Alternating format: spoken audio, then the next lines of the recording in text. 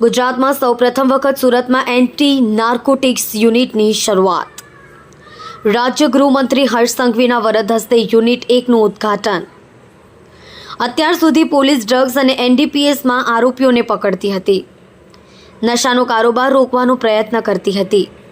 નશાના કારોબારને રોકવાના અભિયાનની સાથે હવે સુરત પોલીસ સમાજ સેવાનું પણ કરશે કાર્ય। ડ્રગ્સના બંધાણીઓને લત છોડાવવા માટે કરશે પ્રયત્ન।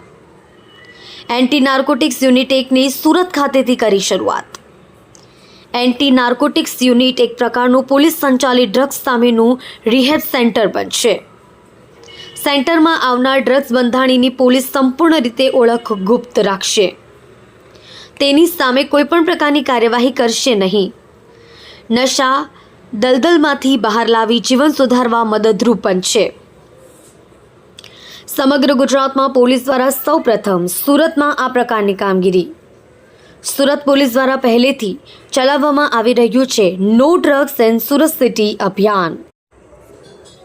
જોડાયેલું આ નાર્કોટિક્સ યુનિટ દ્વારા કોઈ બી યુવાન જો ડ્રગ્સના નશામાં ફસાઈ ગયો હોય તો એના પરિવારજનો જો યુવાનને ત્યાં લઈ જશે તો એને અલગ અલગ ડૉક્ટર્સ તથા સરકાર દ્વારા જે અનેક સંસ્થાઓને જે માન્ય કરી છે એ માન્યતા ધરાવતી સંસ્થાઓ જોડે એ દીકરાને એ યુવાનને ડ્રગ્સની લટમાંથી બહાર લાવવાનું કામ બી પોલીસ દ્વારા ચાલુ કરવામાં આવ્યું છે। આજે એનું બી હું ઓપનિંગ કરીને આવ્યો છું અને આ પ્રયાસ આ રાજ્યનો પહેલો પ્રયાસ છે એ તમારા સૌ માટે સુરત શહેરમાં વેસુ પોલીસ સ્ટેશનમાં ચાલુ કરવામાં આવ્યો છે। આમાં કોઈ બી બાળક કોઈ બી યુવાનને લઈને અગર પરિવારજન જશે તો એને ચિંતા કરવાની જરૂર નથી, એની ઉપર કોઈ બી કેસ કરવામાં નથી આવવાનો કે એનું નામ બી કોઈ બી પ્રકારનું બહાર નહીં પાડવામાં આવે એવી બી વ્યવસ્થા આપણે લોકોએ કરવામાં આવી છે।